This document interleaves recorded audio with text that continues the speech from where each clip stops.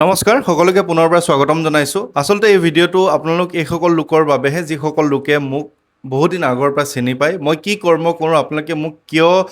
আচলতে নিমন্ত্ৰণ কৰে কিয় মোক ভাল পায় বা কি কাৰণে আপোনালোকে মোৰ সৈতে সংযুক্ত হৈ আছে যিসকলে মোক আচলতে চিনি পায় তেওঁলোকৰ বাবেহে এই ভিডিঅ'টো কাৰণ অন্য লোকে বিভিন্ন ধৰণৰ বিভিন্ন কথা কয় গতিকে যিসকল লোকে মোক চিনি পায় সেইসকল লোকৰ বাবে আচলতে এই ভিডিঅ'টো প্ৰস্তুত কৰিছোঁ আৰু আপোনালোকে সকলোৱে জানেই যে মোক আপোনালোকে প্ৰথম অৱস্থাতেই চিনি পায় যে আপোনালোকে মোক হনুমান চালিচা বজৰংগবান বা হনুমানজীৰ জ্ঞান গুণ পাঠৰ বাবেই হওক বা আপোনালোকে গৃহতেই হওক বা ৰাজহুৱা অনুষ্ঠানতে আপোনালোকে মোক নিমন্ত্ৰণ কৰে যে আপোনালোকৰ গৃহতেই হওক বা তেনেধৰণে এক শুভ অনুষ্ঠান মংগলময় অনুষ্ঠান কৰিবৰ বাবে মোক নিমন্ত্ৰণ কৰে আৰু এই অসমত যে হনুমান চালিচা বজৰংগবান পাঠৰ যিটো এক প্ৰচেষ্টা হাতত লৈছিলোঁ ইয়াৰ দ্বাৰা বহুসকল লোক বহু যুৱক যুৱতী নিচাৰ পৰা আঁতৰি গ'ল যিসকল যুৱক যুৱতীৰ বহুত বেছি তেওঁলোকে নিচাৰ প্ৰতি আসক্তি আছিল তেওঁলোকে ভাল হ'ল বহুজন লোকৰ ঘৰখনৰ সুখ সমৃদ্ধি হ'ল কিছু কিছু লোকৰ ঘৰত সন্তান প্ৰাপ্তিৰ সুখ হ'ল বহুজন লোকৰ ৰোগ শোক নিৰাময় হ'ল হনুমান চালিচা পাঠ কৰাৰ দ্বাৰা বিভিন্নজন লোকৰ ঘৰত বিভিন্ন সুফল প্ৰাপ্তি হ'ল যাৰ দ্বাৰা আপোনালোকে মোক আচলতে চিনি পায় আৰু এই কথাটো মই আপোনালোকক এই কাৰণেহে কৈছোঁ যে আপোনালোকে মোক নিমন্ত্ৰণ কৰে অসমৰ লগতে অসমৰ বাহিৰলৈও নিমন্ত্ৰণ কৰে অসমৰ শদিয়াৰ পৰা ধুবুৰীলৈকে চুক কোন একো নাই য'ত মই যোৱা নাই য'ত আপোনালোকে মোক নিমন্ত্ৰণ কৰা নাই সকলোলৈকে যাওঁ কিন্তু আপোনালোকে যিসকল লোকে মোক ইতিমধ্যে নিমন্ত্ৰণ জনালে তেওঁলোক আটাইয়ে জানে যে মই কোনো লোককে কেতিয়াও আৰ্থিকভাৱে বা কোনো কাৰণে কেতিয়াও মই নিৰ্দিষ্ট মাননি কোনো লোকক আজিলৈকে বিচাৰি যোৱা নাই বা কোনো লোকক মই নকওঁ যে আপুনি মোক মাননি দিয়ক এই ভিডিঅ'টো কিয় বনাইছোঁ সেইটোও এটা কথা আছে যে মই দুবাৰকৈ শ্বিলঙলৈ গৈছোঁ নিমন্ত্ৰণ মৰ্মে হনুমান চালিচা বজৰংগবান পাঠৰ নিমন্ত্ৰণ মৰ্মে মই গৈছোঁ আৰু আপোনালোকে বিশ্বাস কৰিব যে এবাৰ মই যেতিয়া নিমন্ত্ৰণত গৈছোঁ এজন লোকে মোক শ্বিলঙলৈ যোৱাৰ থকা খোৱাৰ পৰা আদি কৰি মোক যিখিনি আচলতে অহা যোৱা খৰচৰ পৰা সম্পূৰ্ণ মাননি দি মোক বিদায় দিছিলে আৰু এবাৰ যেতিয়া মই গৈছিলোঁ তেওঁলোকে মই যোৱাৰ থকাৰ ব্যৱস্থাৰ পৰা আদি কৰি কোনো ধৰণৰ একো ব্যৱস্থা কৰা নাই আনকি তেওঁলোকে মোক মাননি হিচাপে 1000 টকা এটা দি শ্বিলঙৰ পৰা বিদায় দিছিলে য'ত মই নিজৰ ঘৰৰ পৰা যে মই 4খনকৈ টোল গেটত টকা দি গৈছিলোঁ নগাঁও হৈ খানাপাৰালৈকে 3খন টোল গেট শ্বিলঙত 1খন টোল গেট 4খন টোল গেটত টকা দি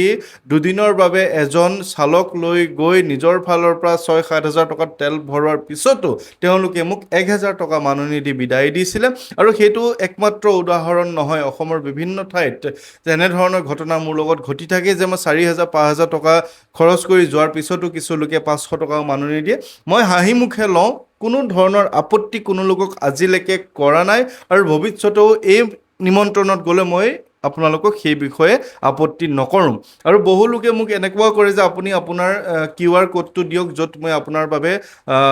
কিছু টকা পঠাব পাৰিম বা আপোনাৰ অহা যোৱা খৰচৰ মাননি দিব পাৰিম বা এডভান্স আপুনি মাননি লওক তেনেধৰণে যিসকল লোকে আচলতে মোৰ দৰে একে কৰ্ম কৰে তেওঁলোকে তেনেধৰণে যিখিনি কৰে যে এডভান্স দিলেহে তেওঁলোকে যায় মোৰ লগত তেনেকুৱা ধৰণৰ কোনো কথা নাই কাকো মই মোৰ কোনো ধৰণৰ QR কোড মই শ্বেয়াৰ নকৰোঁ য'ত আপোনালোকে মোক টকা পইচা দিব পাৰিব কেতিয়াবা কোনো লোকে জোখতকৈ যেতিয়া মাননি বেছিকৈ দিয়ে তেওঁলোকক উভতাই দিয়াৰো বহু উদাহৰণ আছে মানুহৰ যেতিয়া অৱস্থা বেয়া থাকে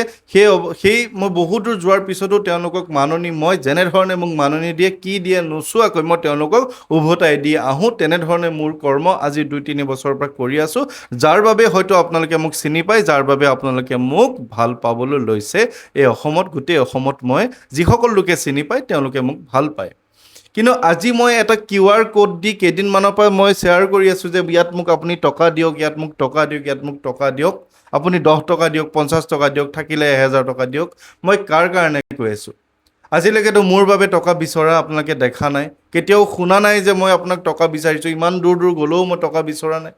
নিজৰ ফালৰ পৰাই যাওঁ কিন্তু এতিয়া যিটো বিপদত অসমৰ ৰাইজ উজনি অসমৰ লোকসকল পৰিছে বিপদত তেওঁলোকক টকা পইচাৰ পৰা আদি কৰি বিভিন্ন সা সামগ্ৰী সাহায্যৰ প্ৰয়োজন হৈছে যাৰ বাবে মই দুবাৰকৈ এটা পদক্ষেপ লৈছোঁ যে প্ৰথমবাৰ খাদ্য সামগ্ৰীৰ লগতে ব্লিচিং পাউডাৰ বা চাৰ্ফ চাবোন এইবোৰ মই দি থৈ আহিছিলোঁ 200টা পৰিয়ালক আৰু এইবাৰ মই ছাত্ৰ ছাত্ৰীৰ বাবে যাবলৈ ওলাইছোঁ য'ত মোক প্ৰায় 1.5 পৰা 2 লাখ টকাৰ প্ৰয়োজন আছে কিন্তু এতিয়ালৈকে আপোনালোকে সহায় কৰা অনুসৰি হাতত 40,000 মান টকা আছে কিন্তু বাকী 1,10,000 টকা যদি 1.5 লাখ টকা বাজেট হয়, মই আচলতে মোৰ হাতত ইমান টকা পইচা নাই। নিজৰ ফালৰ পৰা 10,000 পৰা 20,000 টকা মই দিব পাৰিম যেনেকৈ হ'লেও, কিন্তু বাকীখিনি টকা পইচা আচলতে আপোনালোকে মোক দিলেহে সেই 300 ছাত্ৰ ছাত্ৰীক এনেধৰণে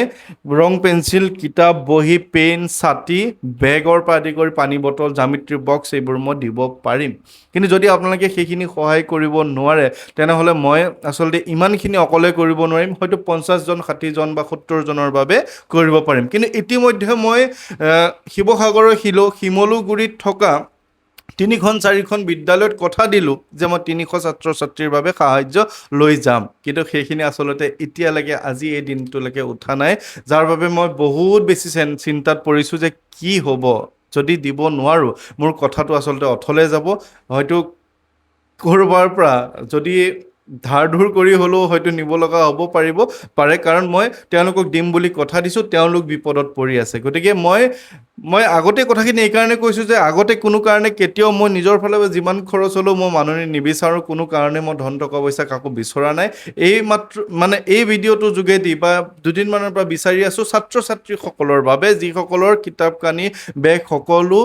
বানত উটি গ'ল। ইতিমধ্যে বহু লোকে প্ৰথমবাৰ সহায় কৰিছিলে। মই এইটো কোৱা নাই যে আপোনালোকে দিয়া লোকসকলে আকৌ দি থাকক বুলি মই কোৱা নাই, কাৰণ সকলোৱে কষ্টৰ উপাৰ্জন কিমাননো দিব। মই কেৱল মোক বুলি নহয়, বিভিন্নজনক, মানে হাজাৰ হাজাৰ মানুহে যেনেধৰণে অনুদান বিচাৰি আছে সকলোকে দিছে। তথাপিও মই ছাত্ৰ ছাত্ৰীৰ ভৱিষ্যতৰ প্ৰতি লক্ষ্য ৰাখি এইটো যিটো পদক্ষেপ লৈছোঁ, আপোনালোকে